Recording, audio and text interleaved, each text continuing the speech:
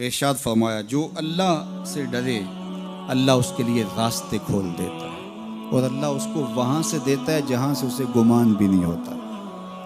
وَمَن يَتَوَكَّلْ عَلَى اللَّهِ فَهُوَ حَسْبُهُ، اور جو اللہ پر بھروسہ کرے اللہ اس کے لیے کافی ہو جاتا ہے، اس کی ضروریات کا وہ خود کفیل ہوتا ہے اور اس کے کام اس کے ذمہ کرم پہ ہوتے ہیں، کو ہو کے دیکھے اس کا۔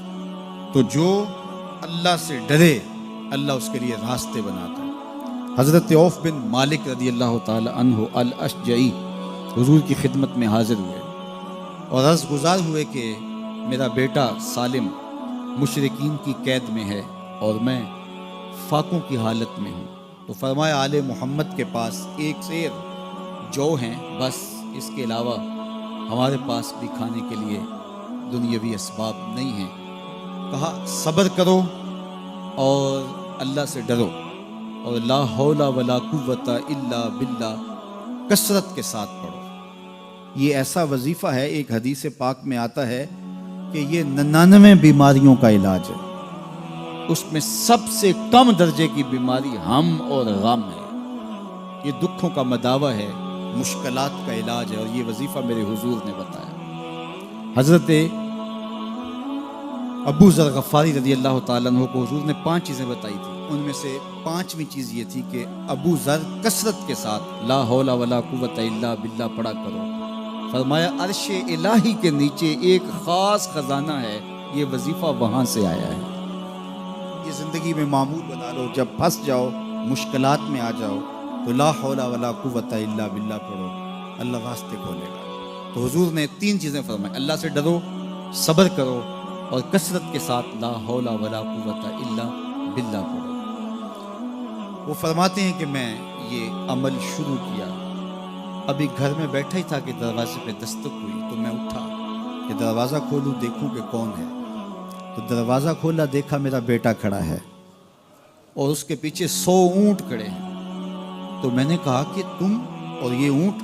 کہا مجھے موقع لگ گیا، میں ان کی قید سے بھاگ آیا اور آتے آتے ان کے 100 اونٹ بھی ہانک لایا ہوں۔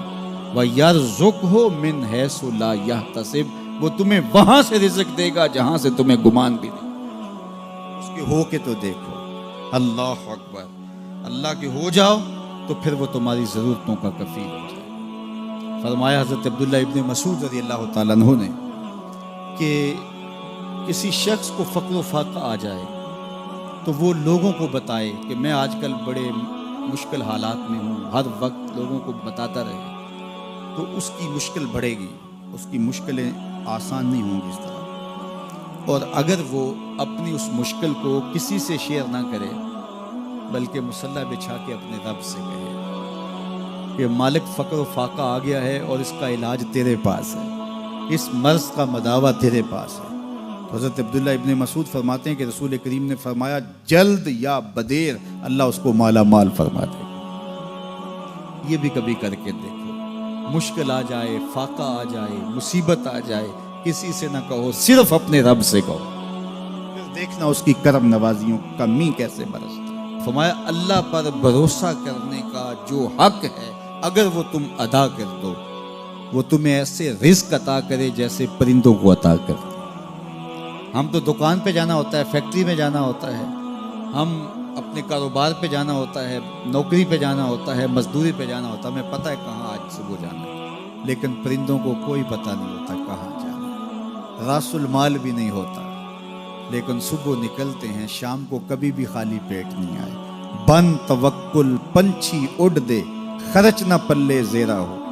گھر سے خالی پیٹ نکلتے ہیں، جب واپس آتے ہیں تو پیٹ بھرے ہوئے ہوتے ہیں، اور پھر جو ان کی ضرورت ہوتی ہے اللہ وہ ساری ضرورتیں پوری کرتا ہے، جو ضرورت ان کی ہوتی ہے۔ یہ شیر کتنا گوشت کھاتا ہے اللہ روز اسے دیتا ہے۔ یہ ہنس روزانہ سچے موتی کھاتے ہیں، اور آپ مارکیٹ میں لینے جائیں لاکھوں روپے لگا کے تولے ماشے کے حساب سے آپ خریدتے ہیں، پھر بھی آپ کو یقین نہیں ہوتا کہ یہ سچے ہیں یا 2 نمبر ہیں۔